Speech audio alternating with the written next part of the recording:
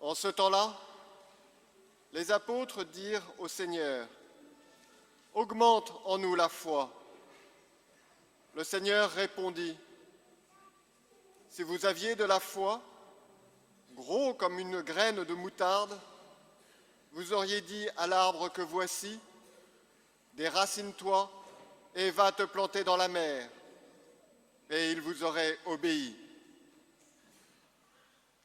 Lequel d'entre vous, quand son serviteur aura labouré ou gardé les bêtes, lui dira à son retour des champs, « Viens vite prendre place à la table ». Ne lui dira-t-il pas plutôt, « Prépare-moi à dîner, mets-toi en tenue pour me servir, le temps que je mange et boive, ensuite tu mangeras et boiras à ton tour ». Va-t-il être reconnaissant envers ce serviteur d'avoir exécuté ses ordres? De même, vous aussi, quand vous aurez exécuté tout ce qui vous a été ordonné, dites « Nous sommes de simples serviteurs, nous n'avons fait que notre devoir ». Acclamons la parole de Dieu.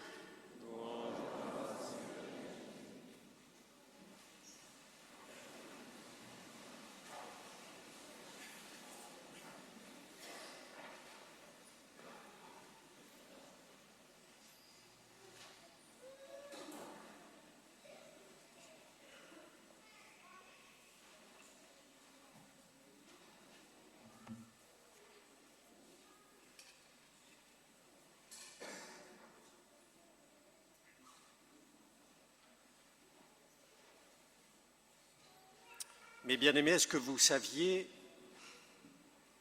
que ici, dans cette église, en 1921, dans la chapelle des fonts baptismaux, il y avait une grande peinture, une œuvre d'art, donnée par un des paroissiens. Et cette œuvre d'art représentait la conversion de Saint Longin. Vous savez, on en fait mémoire dans l'Évangile. Saint Marc en parle de ce centurion, ce soldat romain qui était au pied de la croix et qui s'est exclamé après la mort du Christ, vraiment, cet homme était fils de Dieu. Sur cette peinture, nous voyons Sainte Marie-Madeleine, nous voyons la très sainte Vierge, et lui là présent, devant la croix comme ébahi. Il a été touché par la grâce. La légende dorée nous le représentera aveugle et recevant une goutte de sang jaillie du cœur de Jésus, il va guérir de sa cécité. Ceci, c'est la légende dorée. Cet homme, Saint Longin, nous pouvons le dire, a été touché par une grâce particulière qui lui a donné la foi. Il va devenir ainsi, après le bon larron, le deuxième à entrer et à se convertir, à devenir chrétien. Je vous parle de Saint Longin et de cette grâce exceptionnelle qu'il a reçue parce que aujourd'hui, il nous faut parler de la foi. Après cette prière que font les apôtres auprès de Jésus, Seigneur, augmente en nous la foi.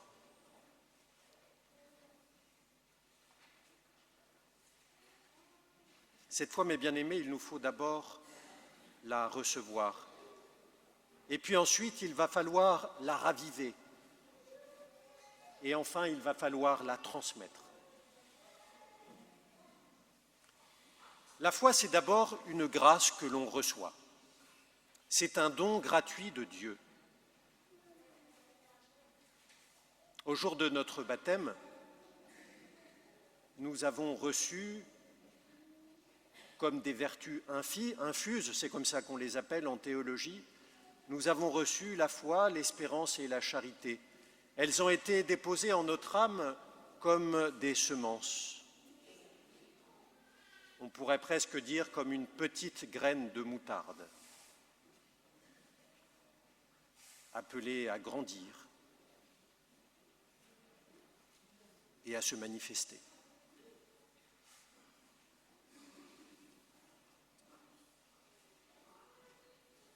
Cette foi, elle s'attache bien sûr à croire en Dieu déjà. Mais pour un chrétien, la foi est plus que croire en Dieu.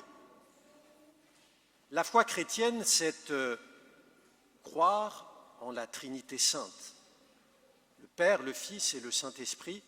Et nous avons un magnifique résumé du dépôt de la foi dans le credo que nous disons tous les dimanches, en particulier le symbole des apôtres, qui est le plus ancien, le plus simple aussi à dire.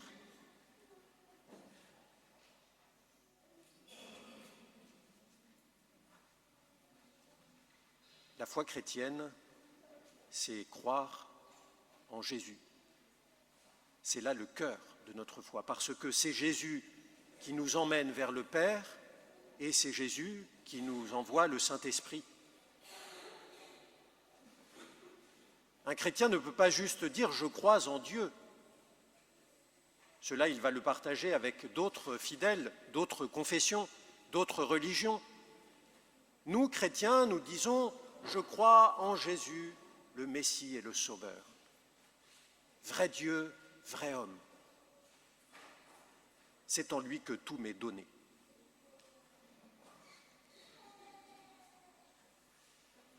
Voilà donc cette foi qu'il nous faut recevoir humblement et faire grandir. Et c'est justement l'invitation que nous fait saint Paul, d'une certaine manière, c'est que ce don que nous avons reçu, il faut sans cesse le raviver.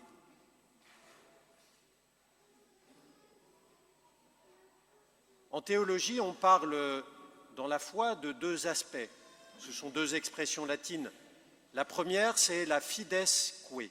La fides que, c'est le contenu de la foi et l'invitation que nous avons tous à connaître ce en quoi nous croyons, à le connaître avec un acte d'intelligence. Un certain nombre, malheureusement je le déplore un peu, mais nous pouvons toujours avancer et changer. Beaucoup d'entre nous restent avec leur foi d'enfant. Ils ont appris le catéchisme, ils ont été confirmés, et plus ou moins ils se sont arrêtés là. Pour raviver en nous la foi, il nous faut avancer dans la connaissance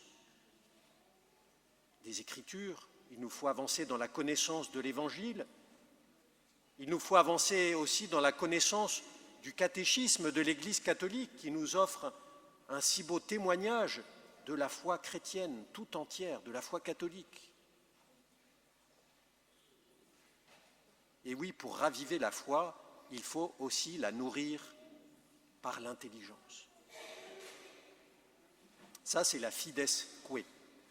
La fides que, c'est cette foi qui parle du cœur et qui complète notre acte d'intelligence. La fides que, c'est l'adhésion à Jésus.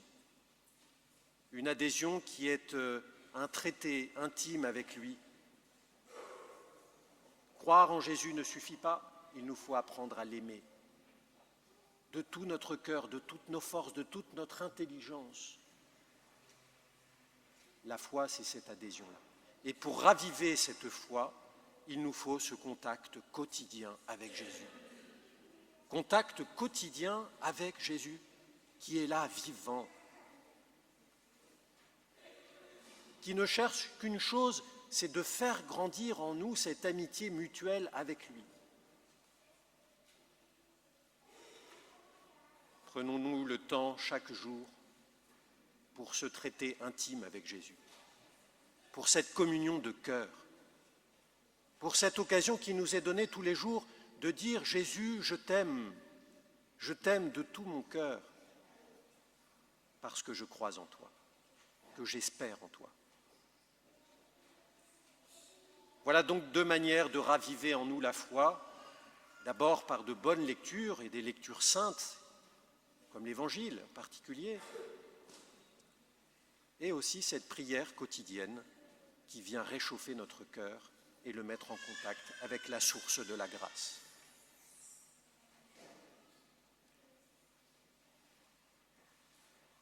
Il nous faut maintenant aussi transmettre cette foi. Cette foi, si elle est dans notre cœur aujourd'hui, c'est parce qu'elle nous a été transmise depuis des générations et des générations, en commençant par les apôtres, qui ont même donné leur vie pour la transmission de la foi. Et nous, à notre tour, nous avons des enfants, des petits-enfants, nous avons des amis peut-être éloignés de la foi chrétienne. Et bien cette foi qui est don de Dieu gratuit doit aussi souvent passer par nous. Le Seigneur Jésus nous charge de transmettre la foi chrétienne. C'est indispensable. Aujourd'hui, nous savons tous que va avoir lieu cet après-midi cette manifestation. Clairement, nous sommes invités à nous manifester, parce que nous ne devons pas avoir honte de témoigner de notre Seigneur Jésus-Christ.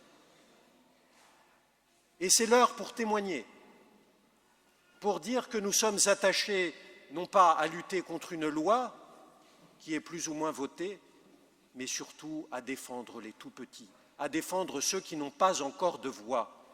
Qui va les défendre, sinon nous? Voilà, aujourd'hui nous pouvons aller dans la rue allègrement parce que nous sommes appelés à témoigner. Il est dit, pour revenir à la vie de Saint Longin, toujours cette légende dorée, nous dit qu'après sa conversion, il a renoncé aux armes et il a vécu en ermite, en Cappadoce. Et là, il a converti beaucoup de monde. Il a transmis par la parole. Il n'a pas eu peur. Et il est mort martyr, décapité. C'est-à-dire qu'il a donné aussi le témoignage de sa foi et de son attachement à Jésus par-dessus tout.